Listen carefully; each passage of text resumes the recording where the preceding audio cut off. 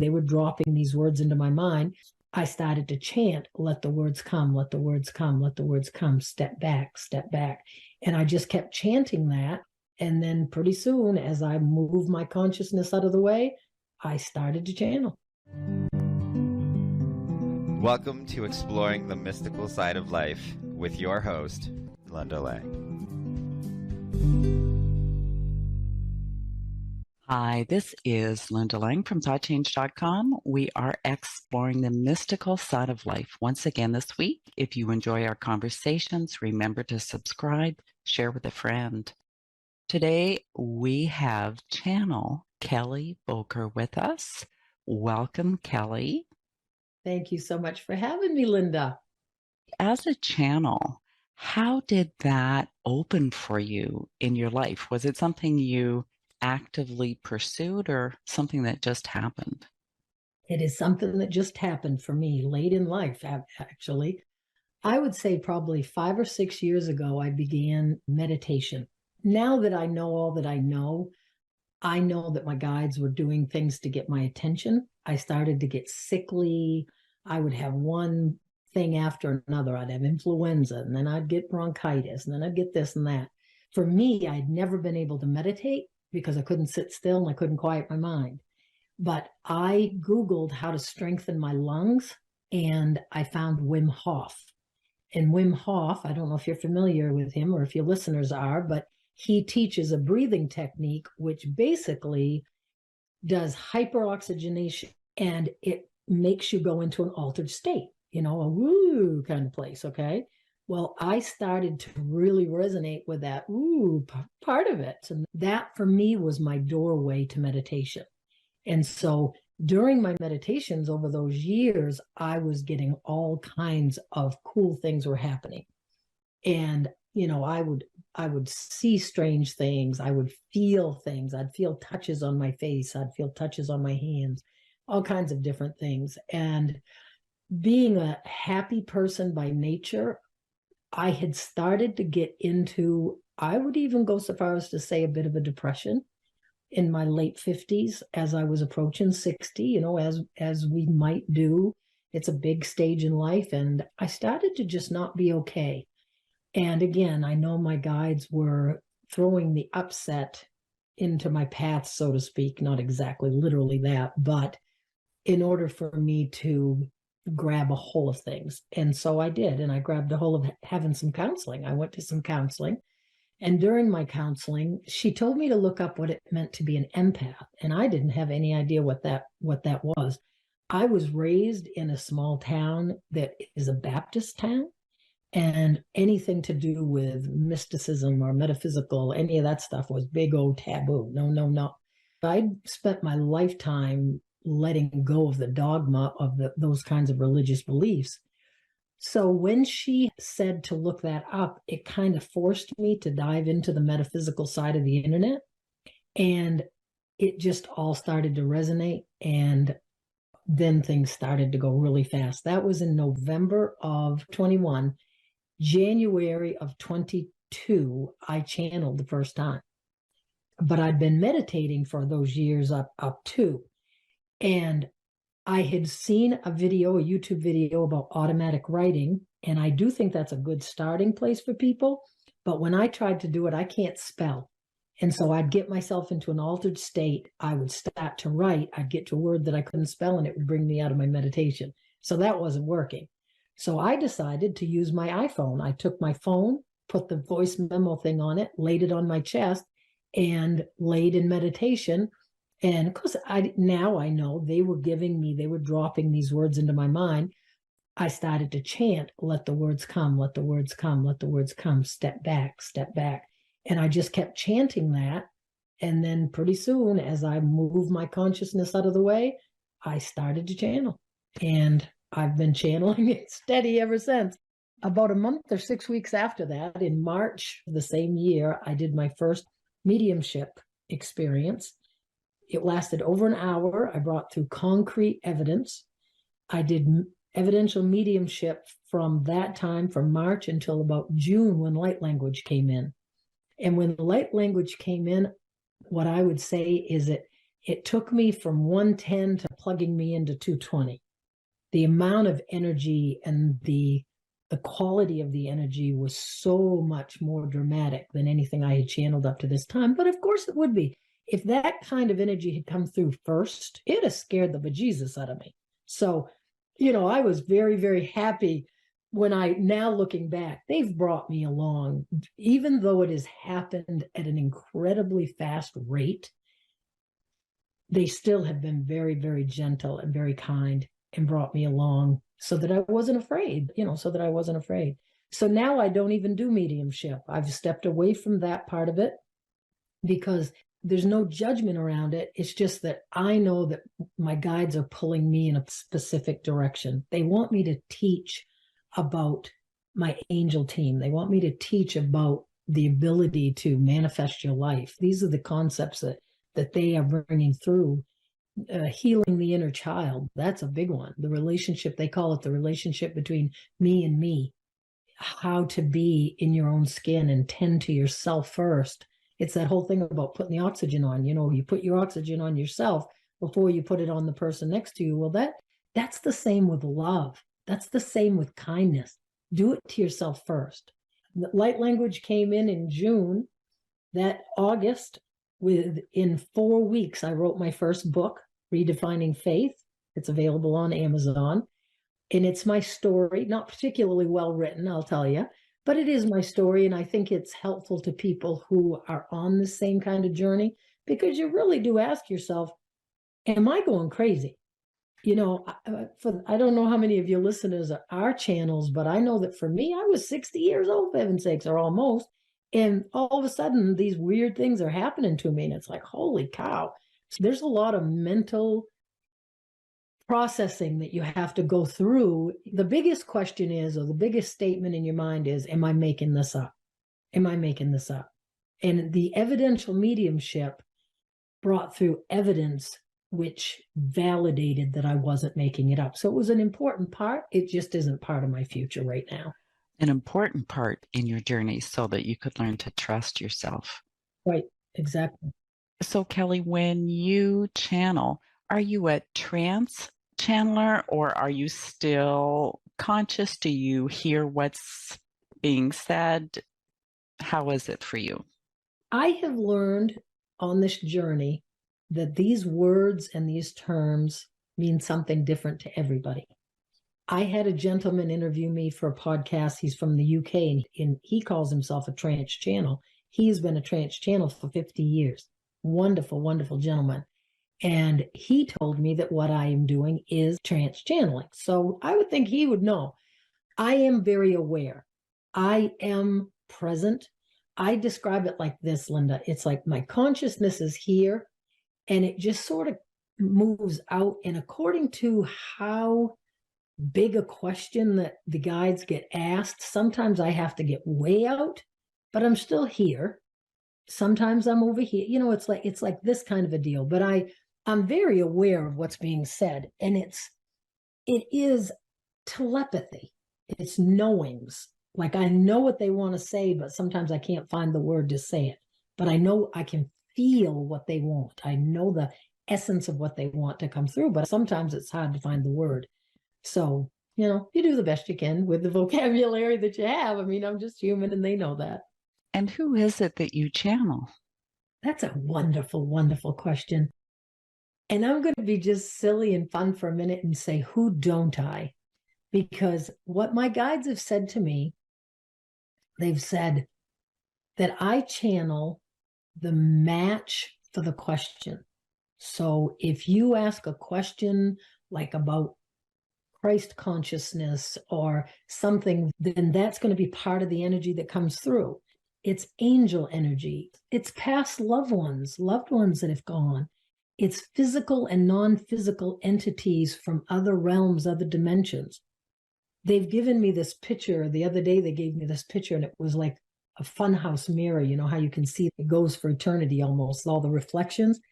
And they showed me beings, different beings, not necessarily human beings, in this thing that looked like a computer terminal kind of deal, going for eternity. But when I tried to focus in on the being, there was differences. It was lots of differences. So what they were giving me was that there are many, many very kind, loving beings from other dimensions, other places, who are still physical, that with their technology and their intellect, they can interact with humans.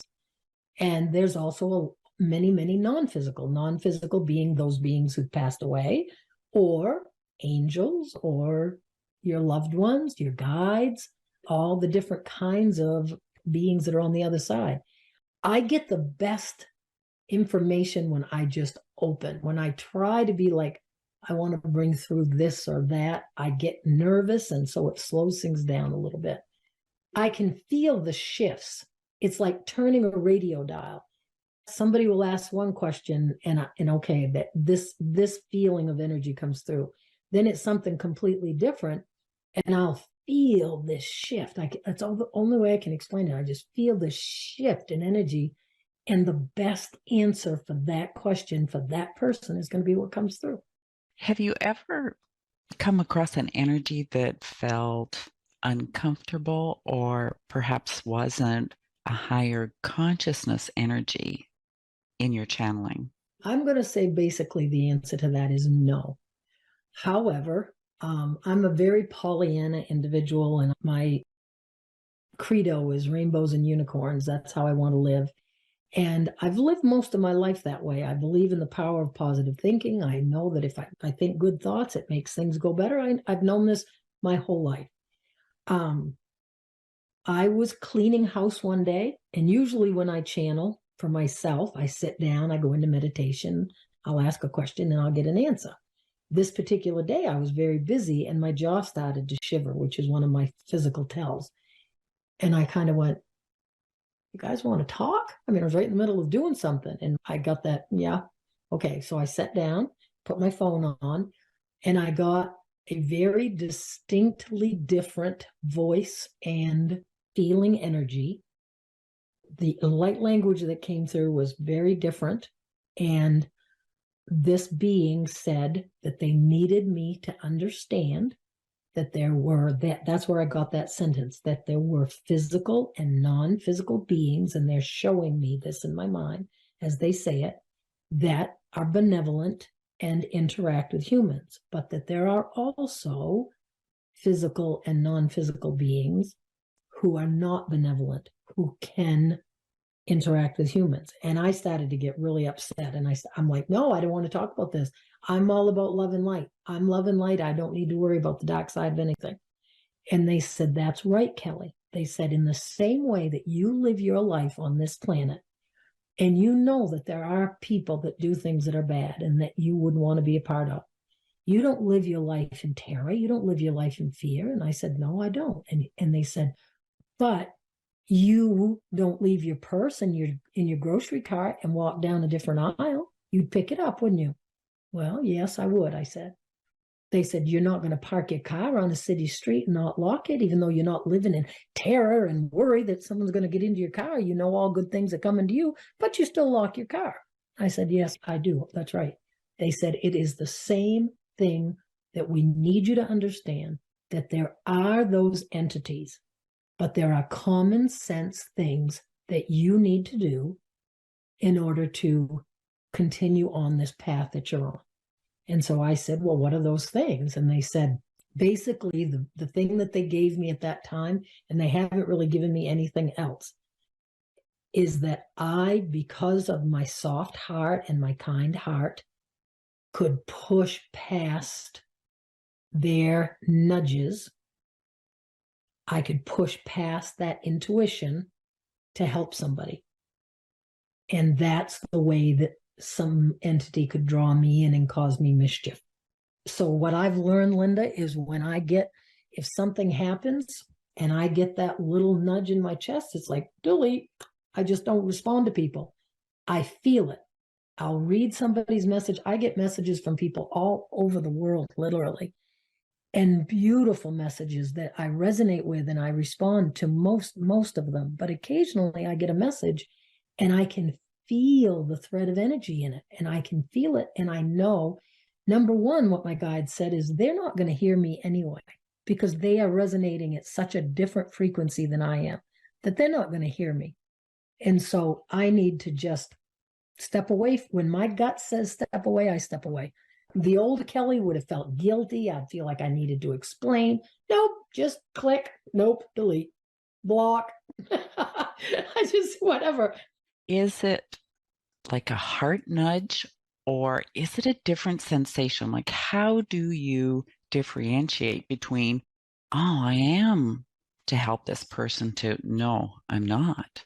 You and your listeners know what it feels like to resonate with something.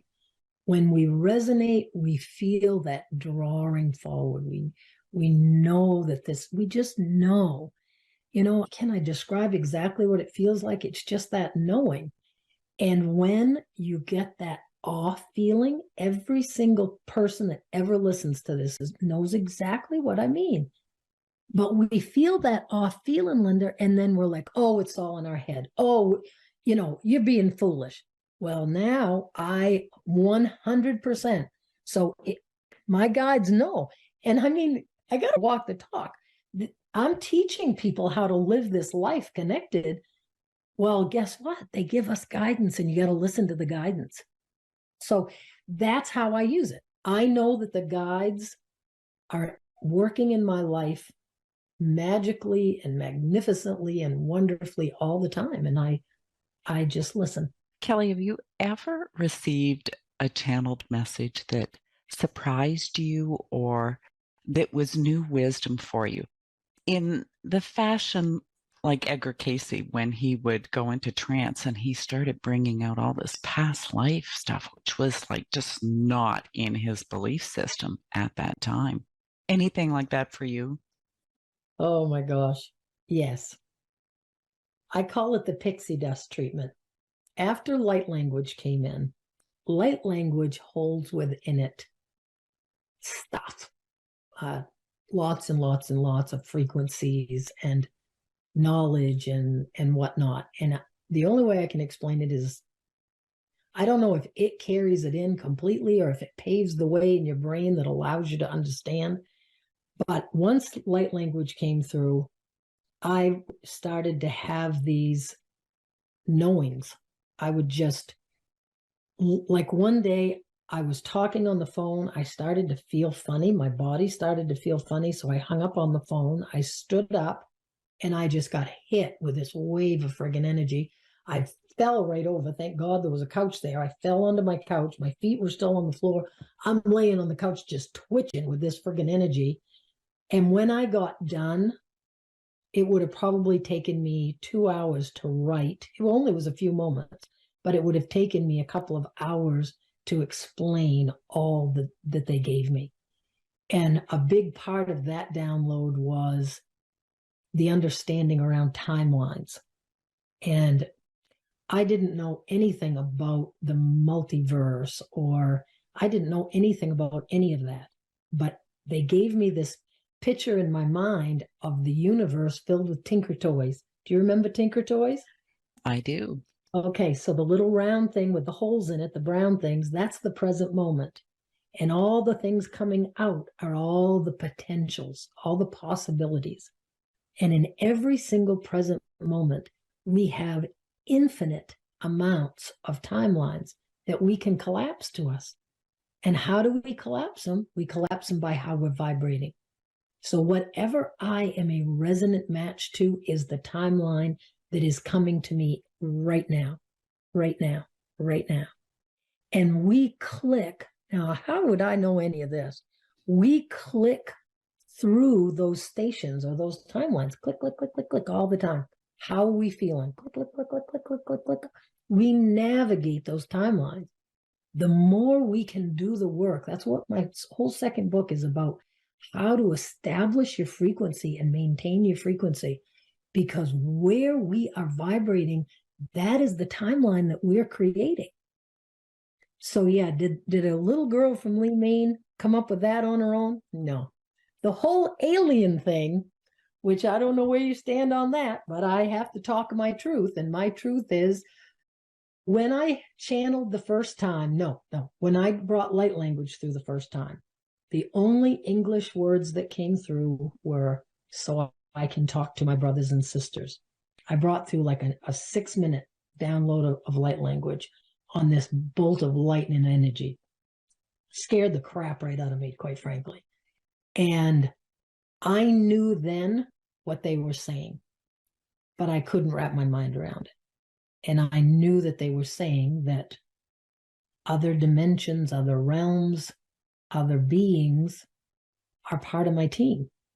And now I've learned that, Pleiadians and Arcturians and all, I don't try to learn all those names. I don't need to, because like I said, I open and I know that there is a vast, limitless amount of potential answers and energy that will come through. And that's what I do. So yeah, I get lots and lots of big smacks in the head of knowing. And it rattles my cage, I'm here to tell you. Well, it's not just for our growth, but for the channeler's growth as well, correct? Oh, heck yeah. Yeah. Well, one of the biggest things for me to wrap my mind around, and it was brand new, and I have heard it other places now, but at the time, this was 100% new to me. I happened to watch a really yucky documentary. I'm usually pretty careful about what I watch because I'm an empath and it upsets me for days and days and days. Well, this was a yucky one and I felt awful. And it was about little girls being abused in this friggin' cult and all this stuff and blah, blah. The next morning, I sat down and I said, you gotta help me. You gotta help me to understand this. How? I know you love us, that we are loved unconditionally, but how in hell do these awful things happen? You gotta make it clear for me. And I got a humongous download around that the perpetrator and the victim are equally from source energy, are equally from pure positive energy. They are equally deserving of our love and our compassion.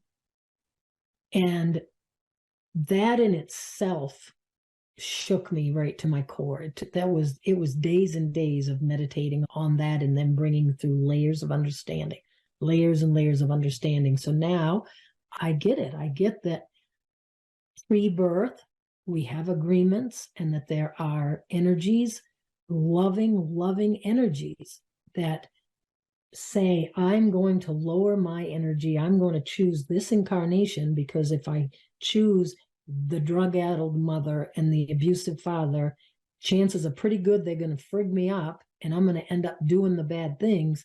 And we're going to meet down the road and I'm going to be that person who kills you or rapes you or God, whatever, whatever it is, the atrocity. And that happens out of love. That happens out of love. And so when we think of the atrocity, we're so filled with the emotional response to the atrocity that it clouds our minds. But part of our enlightenment, our path to enlightenment, is realizing that we come to planet Earth for experience. And we come as pure positive energy, as an extension of God, to experience whatever it is and learn whatever we are going to learn to bring back to our oversoul or our source. And when you finally can really have that knowing, and you hear about something bad that's going on in the world, and even though you might be an empath, it doesn't have the effect on me it used to, because I'm able to pull into that fifth dimension perspective of observation and know that, the awful things that are happening in our world, there are awful things by the judgment of humans that are happening in our world. But to be able to pull back with that perception of, that this is all playing out for the highest good of every person involved. And they're going to either learn what their intention was, or they're going to come back another lifetime and another lifetime. And all lifetimes are now, because time is now. The only thing we have is now. So yeah, it can get pretty deep. It's a hard pill to swallow sometimes because of our compassionate hearts, right? It is. And when the bad thing happens to you, when the awful thing happens to someone we love, that's the challenge. That's the challenge. But it is the opportunity. And what I believe, and years to come will prove out this to be true or not. But what I believe is learning that is what will take those pre-birth agreements out of your path. You don't have to have the atrocity happen if you have learned the compassion, if you've learned the love, the unconditional love. You're going to have those things happen in life as long as they're needed for your growth. But if you are growing without those things happening, I don't think they're going to need to happen. Kelly, would you be willing to channel a message for our listeners today? I would love to do that. Light language kind of carries me away in a sense. And so I will bring through the light language, and almost always they will come and say something like, do you have a question for us? They may go right into a message, but if they ask for a question, be ready. All right, that's good. Okay. So we're just going to start by taking a breath into our heart, sending our energy down to Mother Earth. And take another breath in and send our energy to the cosmos.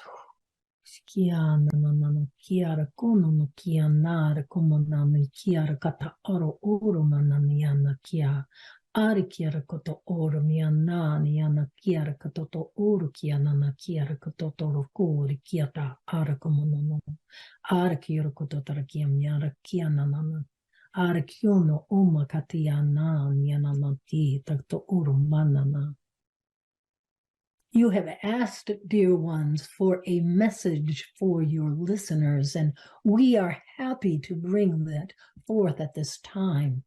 The subject matter of the day has been incredibly intense, would you not agree? When you think about the perpetrators of the atrocities, and to be able to shine the light of love and compassion onto them in equal measure to the one that you would refer to as the victim, that is a great challenge for humans. There is no question about that. But what we would say to you is that the perspective of source, the fifth dimension perspective of neutrality, this is part of what humans are being called forth to in this time. That idea of being able to be an active participant within your world, but having that perspective so that it does not have such ability to affect your emotional stance. Would you ask us anything specific at this time? Thank you. Can you share a message on forgiveness? Is forgiveness a necessary step in humanity's rise in consciousness? Or do we actually get to the place where forgiveness isn't necessary because there is no judgment that needs to be forgiven? Well, that indeed would be our answer, dear one, because when we speak about forgiveness, it is an inherent judgment, as you have identified yourself. When the human come forth and decided to play on the merry-go-round of earth, they made agreements, and many agreements were decided. Reality means there is me and there is you. There is a separateness. But you know, as most of your listeners do, that we are all one. We are all one. That which is us speaking through Kelly right now is one with the energy that is Kelly and one with the energy that is Linda. And on it goes. We are all one energy. And when you bring forth the idea of duality into that mix, it then stirs up all the problems, because there is the judgment of this is good and this is bad, when from the eyes of Source, there are no such judgments. Now, we are not to say that when one is vibrating very closely with their higher self, and they're very open to that communication, listening to the nudges as we have spoken of already today.